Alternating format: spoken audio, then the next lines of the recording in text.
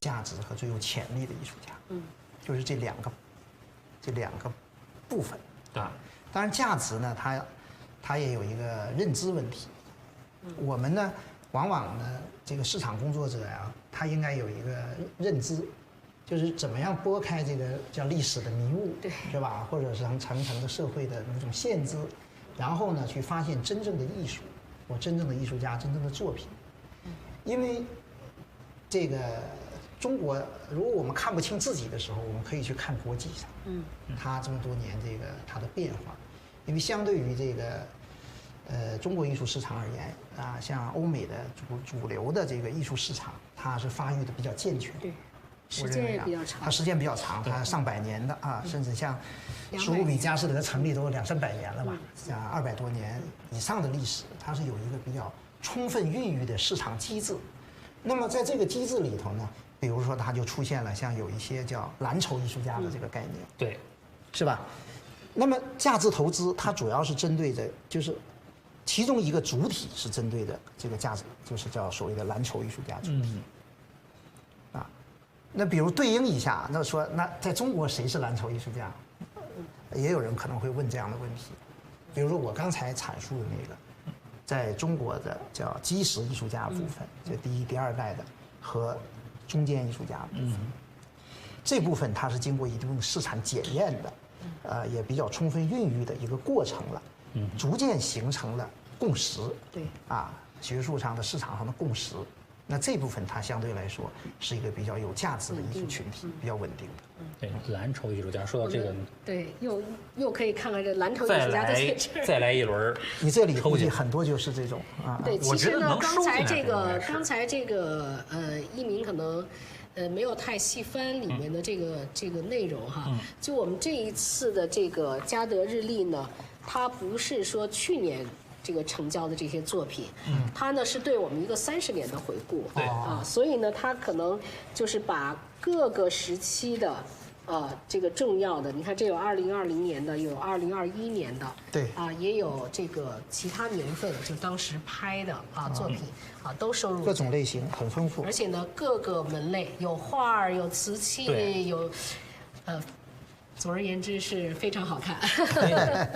对，可能纠正一下，因为这是2023年的日历，但实际上收藏了整个嘉德这30年拍出来的蓝筹艺术家、蓝筹作品。那其实可以从这个小册子中去看到整个中国拍卖市场这30年发展出来哪些是真正沉淀下来的，可以作为资产投资的，或者说是一个锚定的一个标的。那这个时候我们再来一轮抽奖，然后公屏上打出多少人？哎呦，4万多人！打收藏2个字，我喊3、2、1，然后我们的工作人员来继续截图。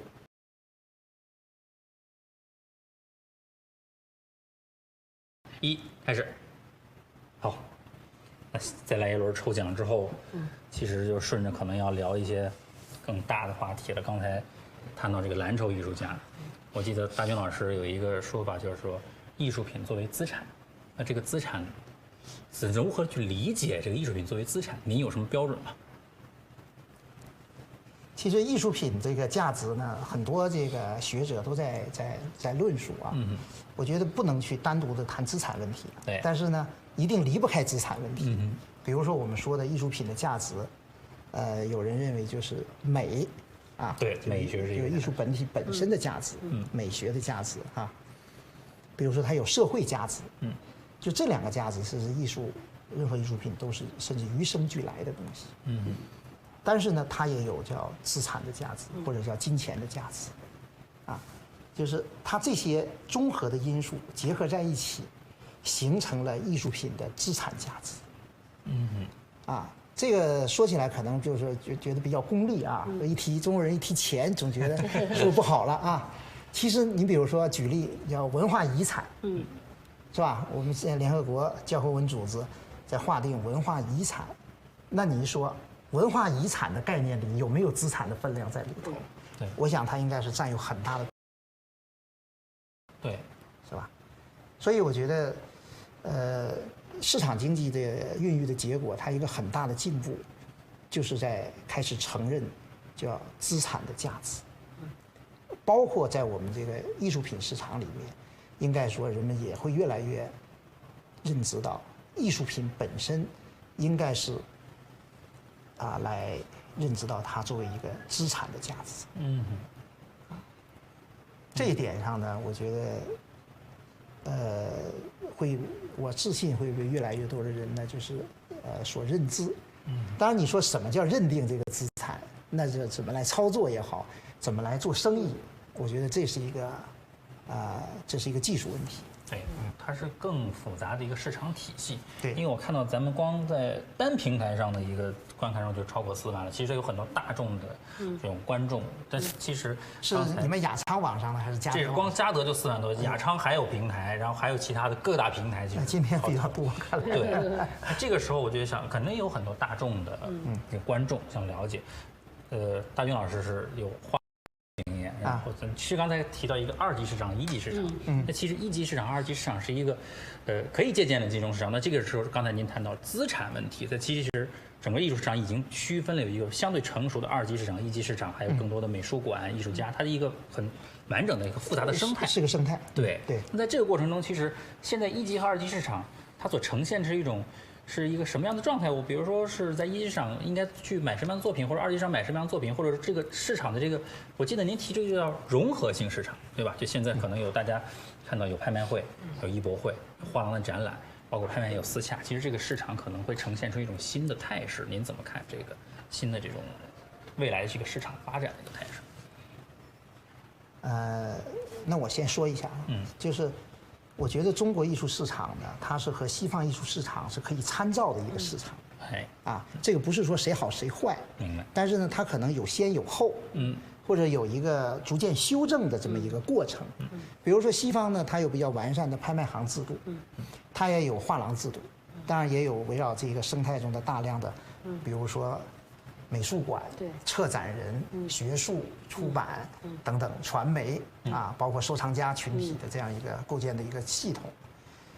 我说的呢，中国现在处在的一个就是它是一个越来越市场我觉得它越来越好的这么一个过程中。比如说现在中国的拍卖市场是比较繁荣的，也有了非常龙头的企业嘉德这样的企业嘛，还有其他的一些优秀的企业，应该说甚至在公开艺术市场，甚至就是说拍卖市场所形成的这种交易包括企业的规模，可能比这个现在我们看到的1级市场的一些市场主体还要大一些。但是呢，在中国也还有一个好的现象，就是实际上画廊也在发展，也在发展。中国尤其这些年我看呢，中国的当代艺术画廊也越来越成型，越来越规范，而且我还可以说能够看到一个很惊喜的现象。我们都经过3年的这样的一个煎熬的过程，但是你看中国的是不是我们画廊行业没给这个行业丢脸，是吧？到目前还没有看到什么爆雷的，是吧？还没有什么是吧特别窘迫的这种状态。我们也可以给大家报个喜，我是这个看了一下我们的数据，这个2019年，然后2020年、2021年，我这21年比19年还要好，我21年整个成交66亿。哇！那你这越来越好呢。对，那当然今年还没有拍完所以这个数字还没有出来。所以我说呢，今天出现的一个好的现象，因为昨天我们一宣布这个疫情可以放开，马上798马上10家画廊开幕，就在本周6。哎呦，我觉得这是个好的现象是吧？所以呢，实际上是在一个多方市场共同建设的过程中，因为我们各自开始成熟了，所以现在可以谈融合问题。对，否则它是分不开的、分不清的东西。因为你比如说融合的是什么呢？中国的拍卖行它可能也在很大程度上呢发展综合业务。对，甚至在西方它有私洽业务了，对，有空间业务。是。那么画廊呢，也可能在除了它进行1级市场的运作的同时呢，它也开始越来越多的和2级市场发生合作关系。对。其实我们也可能看到一个西方艺术市场的一个突出的现象，其实不是太多的艺术家本人送拍。对。那什么机构来担当这个送拍职责，或者是作为本身市场一方来和拍卖行合作呢？甚至参与购买呢？其实呢，一级市场中的机构，包括美术馆，对，包括艺术基金所发生的是比较多的。是，它这个机构成为一个委托方，这个在西方呢是非常成熟的，包括有一些博物馆、美术馆，就是西方的美术馆，它在就是捐献人捐献的时候，它就可以写在合同里面。对，就是我的这个藏品是永久的，要在美术馆、博物馆保存呢，还是说可以依据这个美术馆和博物馆的展览需要、储存条件，你们可以自行的这个来处置。对，所以实际上我们也接受过这个波士顿博物馆的一些这个藏品的。叫做拍卖那他们可能是几十年以前收藏的，但是呢，当时他们有一个展览的需要或者储存的这个条件，后来不具备这个条件了，那他就把有一些东西就筛选出来，当然这个在中国的这个体系呢，可能还都没有特别细致的这个建构出来，没错。所以我们刚才一直在强调，这是一个大的生态环境。其实这个生态环境理顺了，我们这个市场会更加的繁荣，会更加的蓬勃。对，这个包括就最开始我入行的时候，我们还挺这个。坚守说我们是2级市场，我们不做1级市场的事儿。那1级市场说，哎，他们是2级市场，我们也不做他们的事儿啊。但是后来这几年，就是刚才您说的哈，就是比如说这个1级市场的画廊，他们做这个博览会，其实也是一个把交易集中化、把交易公开化的一个这个现象，是吧？那这个拍卖行做私洽，也是一个我们服务于这个客人的个性化服务的一个表现，对吧？那么很多事情都是在融合之中的。最开始我记着我们嘉德刚成立的时候，就是行家特别的不喜欢我们。这个行家我说的就是这个什么嘛，就是他们就是做古董店呀，或者是说做经纪人呀，对吧？那他觉得你们来了，把我的生意都抢走了。但是后来呢，其实发展的一个过程呢，就变成呢。另外就是大家可以各司其职，也可以融会贯通就是行家呢，他有他的一些的优势就是他懂行很深入的了解这个作品，比如有些人是专门做瓷器的，有些人是专门做这个佛教艺术的，有些人是做画的，有些人是做古代，有些人做近现代，他们都有自己非常深入的这种研究和市场经验。那有的时候他们会收集一些东西，可是这些东西拿过来以后呢，他拿给我们拍卖行来拍。那我们可以在一个更加广阔的一个市场里，为他们找到更加多的买家，实现一个更加公平合理的价钱，实际上呢，他们可以省出来大量这个找这个下家的这个时间来多去找一些这个好的艺术然后呢再送给我们，就是这个大家慢慢就会形成这个市场。会有分工，也有协作我觉得这个市场就会比较和谐了。对，所以拍卖其实这个可以说是功德无量。但是说从另一个角度来说，刚才您说很多经纪人也好，画廊也好，很多藏家也好参与到。而且刚才您提到，比如说波士顿美术馆，很多美术馆本身也在参与到这个市场体系中，它其实需要买进自己的藏品，也需要释出，它其实自己的藏品也需要迭代。那这个公平、公正、公开的拍卖市场，其实给整个艺术生态提供了平台。对，但这个是非常重要的。那在这个平台中，刚才大军老师也谈到，我们其实在这个平台建设过程中是学习整个西方的这个市场体系的建设，而且在不断的完善。那刚才您也提到一个很重要，就是比如说您提到马蒂斯，或者提到一个西方根据美术史所建立的一套它的学术标准和市场标准。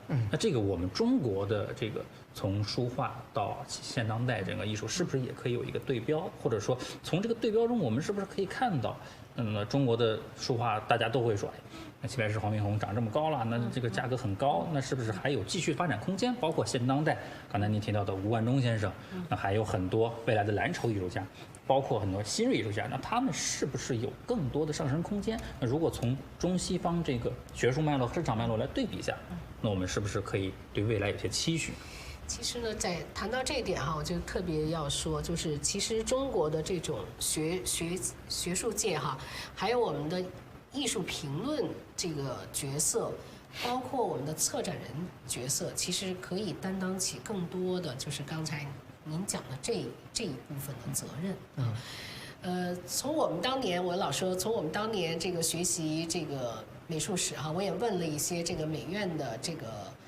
曾经有过教育经验的这个人，我说我们当年学那个美术史的时候，你说你学到哪儿？我说我反正当时我们那美术史就截止到清末吴昌硕吴昌硕后头就没有了，结束了啊，就没有讲这一段啊。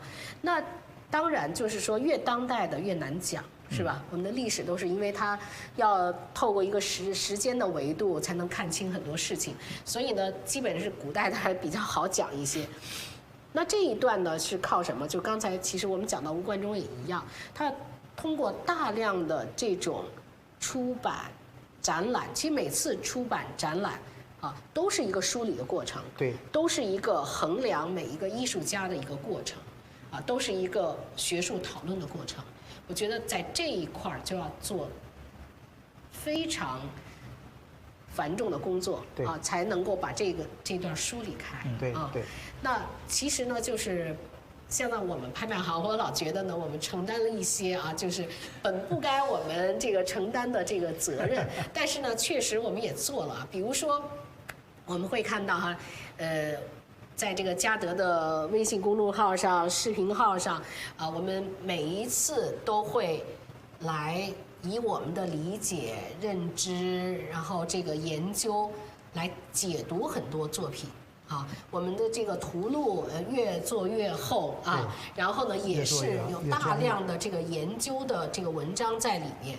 那其实这些呢，也是因为哈，就是后面的这一段越离我们近的这些艺术品啊，它的研究其实是一个多角度、广泛的，然后也是不足的，所以呢，就是我们必须要做大量的这个引发大家讨论的一些基础工作吧，啊，然后能够使这个脉络最终梳理出来。对，啊。就是我们也是参与到这个美术史进程中了，应该说是，这个参与美术史的过程，其实可以看到，就是我们现在所谓的现当代艺术，或者说其实书画的整个也是同一个脉络，在这个脉络过程中，就刚才您提到说，我们对标西方，或者说我们市场体系对标西方的过程中，价格或者说对于价值的发掘，是否有更多的想象空间呢？或者说，能不能看到我们未来的这种蓝筹艺术家和您刚才提到的中间艺术家，乃至于未来整个这个体系中4个代际，您提到的蓝筹、中间、明星和新锐艺术家，在这样的一个体系过程中，其实在各个层级或者各个代际的艺术家都可以找到西方对标的这样的一个体系。那在一个体系对比的过程中，我们其实可以建立自己的信心，就是说这个市场它还是未来会有更大的一个上升空间，随着我们这个市场的放开和市场经济的完善，其实是会越来越好。不知道大军老师，您认同这个观点吗？对，我还是比较有信心的啊。这个胡总刚才讲了这个马蒂斯的价格啊，其实这个不是马蒂斯啊，就是这个西方这个艺术市场中的大量的艺术家，啊，无论是这个毕加索、马蒂斯这样的艺术家，也包括本世纪啊，比如说像新锐艺术家更厉害，代表性的啊，这些像这个德普宁啊，罗斯科这样的艺术家，甚至包括今天的在世的5、6，对，现在还有80后，就是5、60岁，甚至30岁左右、30、40岁的艺术家，他都在呢，通过艺术市场和美术馆展览制度的这样的一个在这个系统中的工作，来非常明确的形成了对他们的这个价值系统的认定。那么如果你说要对标的话，那恰恰我觉得就是中国现在艺术市场的差距，也是我们的希望。对，因为我这个曾经也有人就是调侃过，就是说，哎，中国现在我们是一个这个发展中国家，我们还在讲共同富裕，说要不要提艺术市场的价格啊，甚至是高价呀？我是这样看啊，就是中国现在比如说也有很多大型企业进入了世界500强，实际上是经济行为啊，是吧？我们在这个世界500强的争夺中，中国人一点都不客气，是吧？我们还是以上榜为荣啊。但是中国的500强艺术家在哪里？是吧？对，我觉得这一点确实让我们深思啊。你说我们这个国家不产辉煌灿烂的古代艺术，这是中国特有的啊，东方的中国的这个伟大的文化遗产，就是以这个20世纪以来的大艺术家我们来认定，是吧？无论是中国书画领域的这个齐白石、黄宾虹，是吧？徐悲鸿，潘天寿、张大千、傅抱石、张大千，甚至李可染，这样的一些大艺术家，因为他们所采用的绘画形式，确实是在宣纸上的创作，但是这也是中国特有的。但是呢，他像李可染这样的大艺术家，黄宾虹这样的艺术家，他是现代艺术家。甚至我曾经提过，就是说，中国人是不是也可以不要分得那么清楚？这是画布上的作品，这是宣纸上的作品。其实，在我看来，他们都是中国式的现代艺术。那这个价格，我们现在我们的价格高吗？我觉得不高，是吧？那么更不要说中国的第一代油画家，像这个林风眠、吴大羽这样的艺术家，是吧？对。关良这样的艺术家，我觉得他们这个作品拿到世界上，和任何西方的大艺术家同龄的大艺术家比，我是坚持他们是不逊色的。比如说我也是吴大羽艺术文献中心的理事长啊，我也收藏吴大羽的作品，我就相信，在未来我们可以见到的，至少我的有生之年，我相信他还是会越来越发扬光大的。因为一句话，真金不怕火炼。对，我们实际上呢，这么多年艺术市场转来转去，我们卖的还是原来那批画，或者还是那些艺术家已经创作的那些作品，他的作品本身并没有什么变化，是吧？他作为遗产，安安静静的放在那里，但是这里头变化的是什么呢？经济数据，是价格。所以胡总，您当年就是您这本书上的作品。咱们今天再拍一次，你说它现在是什么价？对吧？就是像今天嘉德的这个厅里的中国书画，和20世纪现当代艺术这个1000件作品，大概还没有1000件啊。我们10年后再拍一次，我不相信它会低于今天的价格。你看啊，就这件作品，可能后来很多人都没有看过哈。这个可能是我这么多年这么多年哈看到的唯一一个这个齐白石画的一个横幅的展示的这个雄鹰，展翅的啊。这个当年卖出了吗？当时卖出了176万，你说现在应该是多少钱？30年前。所以呢，就像刚才您说的，就是这幅作品还在，对，什么变化了？它现在还安安静静的在保险柜里面，你看看，对吧？但是呢，它的价值变了。对，我觉得随着这个中国艺术品的这个价值的提升哈，其实呢，也是我们文化自信的一种提升。对吧？当然，这个可能跟我们的综合国力也是有关的。对呀，其实呢，中国出现这个大艺术家，出现大的艺术机构，出现这个大的艺术市场，尤其要出现如果大量的优质的大美术馆，不管是公立的啊，尤其是私人的优秀的美术馆，我觉得这就是中国未来的一个希望。如果我们走到一个城市，就能够走进像上海今天有的这么多优秀的美术馆，龙美术馆哈，什么等等这些大型美术馆，我觉得这不是这个城市的骄傲吗？我们谈什么文化自信？这就是文化自信，刚才您提到一个词文化遗产，那这个遗产本身，文化遗产这个概念，其实就包含了很多资产的层面，还有文化的层面、精神的层面。我记得您提过一句话说，艺术品是最大的文化财富。对，我是这么理解啊，我觉得艺术品呢，它有3个属性哈，这3个属性或者是说它3个价值啊，一个呢，它就是一个精神财富，对，它是我们人类最优秀的这个智慧的一个结晶，它是一个精神财富。另外一个呢，就是刚才您提到的这个，它是一个文化遗产，对，啊，这个再有一个呢，就是它是一个实物资产，对，啊，它不是一个虚无缥缈的一个思想。对吧？它是真正有创作，啊，变成我们现在看到的绘画、瓷器，对，啊，这个工艺品，啊，我们的这个种种的这些艺术品，啊，所以呢，我觉得艺术品它就有这么一个3种属性结合。因此呢，它跟一般的刚才我们说的这种实物资产还不一样。对啊，比如说我们的股票吧，起码你不能天天挂在家里看吧，对吧？但我们的画儿是吧？我们它是一个精神的财富哈，就是大家是可以欣赏的哈。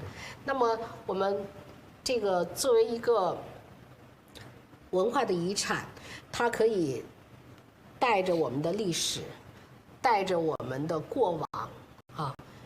留下我们无数的故事，对吧？对，这些呢都是其他资产没有的。对啊，所以呢，这个资产就是非常的独特，啊，因此哈，最近特别有意思，我接触了一些这个就是投资界或者是银行界的一些这个人士哈，就是他们都现在在讲这个家庭资产配置。后来呢，他就说邀请我们去给他们讲讲艺术品，为什么呢？他们说他们的家庭资产配置里面都要有一块叫做另类投资。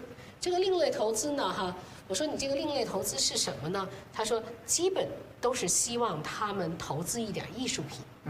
啊，当然呢，对于一个普通人来讲，如果他没有收藏来讲，就是一下让他投资艺术品呢，他可能有点懵啊，有点不知如何下手啊，所以呢，就特别希望我们去给他们讲一下啊，就是如何来判断它的价值啊，如何看真伪啊，如何看好坏呀，如何看未来呀，是吧？因为就这些是一个比较专业的事情。啊，所以呢，我也想哈，这个是慢慢会走向我们的大众。对啊，会变成我们每一家、每一户、每一个人生活中间的一部分。对，至少就是家家都有传家宝。对，是吧？对，这个另类资产其实蛮有意思的，就相当于说，您刚才提到，比如说股票基金，比如说我看着股票基金这东西没有愉悦，就本身这个东西如果有愉悦了，就是按郭德纲那句话，这钱治不好，那只能说，但是我买件艺术品，哪怕您刚才说的复数艺术，或者其实就是版画或可以复制的雕塑，那像我这种工薪阶层，然后我在家买一个版画，其实我挂家里边挂很多画，那这种愉悦感是一个美学的一个基础，那个审美基础。那在这个基础上，我们还有很多的附属的这种资产的属性，那其实就有了我们您刚才说的这种文化财富的这样一个概念。对，这个其实是一个，所以它的附加值非常高。对，啊，就是还说这个乾隆皇帝有一方印嘛，叫遗子孙，就是对子孙是有益的。我觉得这里面呢，这3个字里包含了特别深的含义。就说它不是说光说你这个东西是一个像黄金一样的保值升值，它还有一个就是刚才说的文化的传承、文化的遗产和精神财富的层面，它会对你的后代啊有更多的这个在这种学识文化精神层面的一种涵养，熏陶是吧？所以这个就叫遗子孙，这个特别好。对，所以说艺术品可能遗子孙，那我们艺术市场其实给遗子孙提供了一个更广阔的通道和平台。对，那我们现在遗是相宜的宜，对，有宜的宜去掉那个言字旁。对，子孙更好。那我们可能我们还要抽奖了吧？再来一轮吧。再来一轮抽奖啊！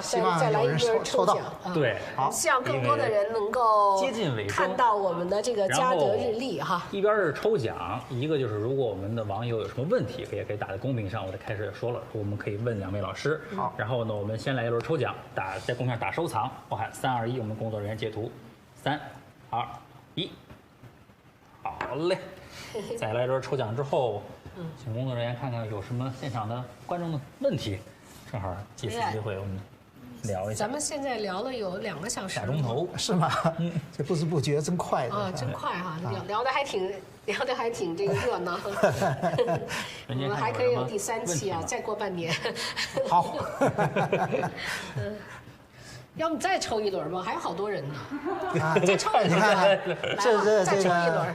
因为这么多观众呢，这个胡总啊，这个女性的这个善心又发布了，这真好。比较想了解这一次的抽拍有什么比较重磅的拍品，或者是说介绍一下咱们估价前10。估价前10，明天就看到了呀。咱们要现在就这个什么吗？这要剧透哈。这不能剧透是吧？保持点神秘。先抽奖，先抽奖。有神秘感。先抽奖。对这个有好奇。胡总一下豪放很多，就发现这个预展在即，然后我们的再来一轮。如果那我们的工作人员再辛苦一下，我们在公屏上继续打出收藏，然后3、2、1 ，OK。这个好，这个好，这个再多加一轮，这叫对啊，因为可以从这里边能看到，过去嘉德30年，其实它是一个见证，就或者说能见证整个中国拍卖市场乃至整个中国艺术市场的一个很好的一个窗口和渠道。对，以后我们这个2023年的日历，每天翻一篇儿，对，每天仔细的看一看啊，我们这个心情也愉悦呀。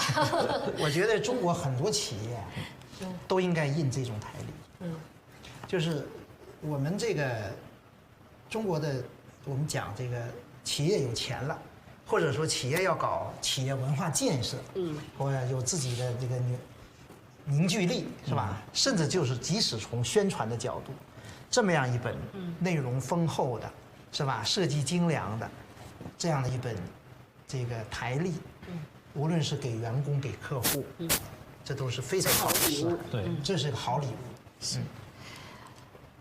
所以回溯那个文杰，咱们还有什么问题吗？有一个网友提问，他对嘉德很了解啊，就是说30周年的计划会不会有历年的重磅的书画的一些展览？有的。这个是一看是行内人。对。那个明年呢是嘉德30周年的这个纪念，那我们呢也有一系列的计划。